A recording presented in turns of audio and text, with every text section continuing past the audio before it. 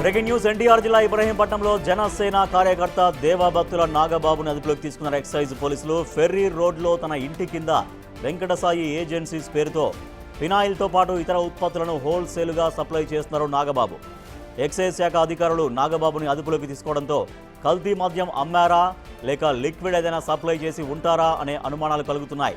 నాగబాబుని అదుపులోకి తీసుకోవడంతో YCP TDP వారు కాస్త మరో పార్టీకి చుట్టుకోనుందా అనే అనుమానాలు కలుగుతున్నాయి.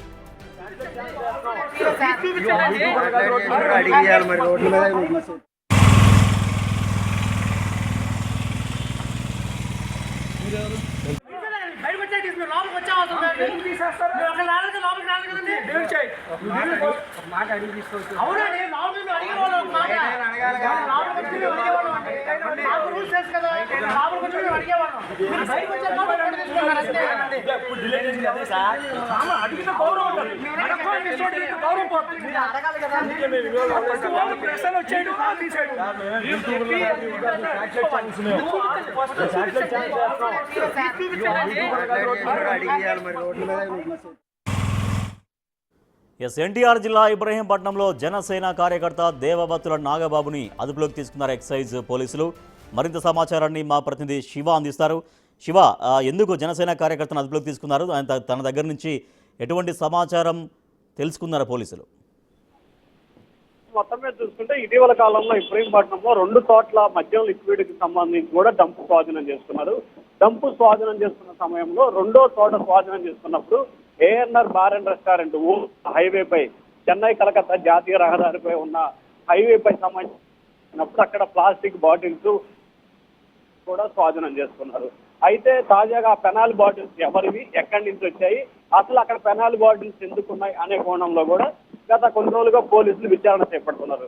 తాజాగా నాగబాబు అనే జనసేన కార్యకర్త ఇబ్రహీంపట్నంలో టిఫిన్ బండి నిర్వహిస్తూ అతను పెనాయిల్తో పాటు మరికొన్ని వాటికి డిస్ట్రిబ్యూటర్ గా ఉంది. మైలవరం నియోజకవర్గ పరిధితో పాటు విజయవాడ సిటీలో కొన్ని ప్రాంతాలకి పెనాయిల్ వీటన్నిటిని కూడా డిస్ట్రిబ్యూట్ చేస్తున్నారు. అక్కడ లభించిన పెనాయిల్ బాటిల్స్ దగ్గర ఉండే బాటిల్స్ మ్యాచ్ చేసే పరిస్థితి కనిపిస్తా ఉంది. ఎందుకు నీ బాటిల్స్ అక్కడ ఉన్నాయి, నువ్వు ఎవరెవరికి విక్రయిస్తున్నావు, అసలు పెనాయిల్కి ఉన్న సంబంధం ఏంటి అనే కోణంలో కూడా విచారించేందుకు నాగబాబుని అదుపులో తీసుకున్నట్టు తెలుస్తా ఉంది. అయితే నాగబాబు ఆ డంపుల దగ్గర పెనాయిల్ని గోడంగా వినియోగించుకొని పెట్టుకున్నాడని చెప్పారా, లేకపోతే మద్యం లిక్విడ్ కి సంబంధించి తయారు చేసే క్రమంలో పెనాయిల్ ఏమన్నా వినియోగిస్తున్నారా అనే కోణంలో కూడా ఎక్సైజ్ అధికారులు లోతుగా దర్యాప్తు చేస్తా ఉన్నారు.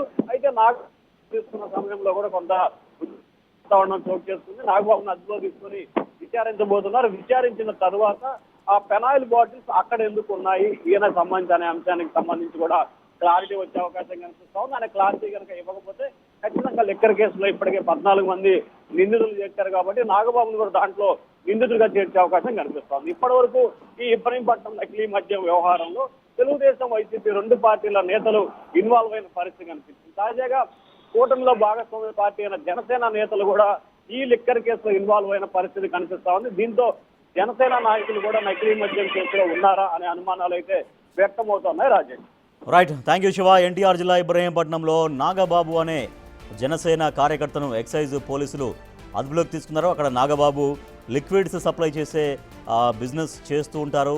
సో ఇప్పుడు కల్తీ మద్యం అనేటువంటి కేసు వ్యవహారంలో నాగబాబు కూడా ఏమైనా సప్లై చేశారా, దానికి సంబంధించినటువంటి ఏమైనా లిక్విడ్ కావచ్చు, మరొక ముడి సరుకు కావచ్చు, ఏమైనా సప్లై చేశారా అన్నటువంటి కోణంలో పోలీసులు అతన్ని అదుపులోకి తీసుకొని విచారిస్తూ ఉన్నారు.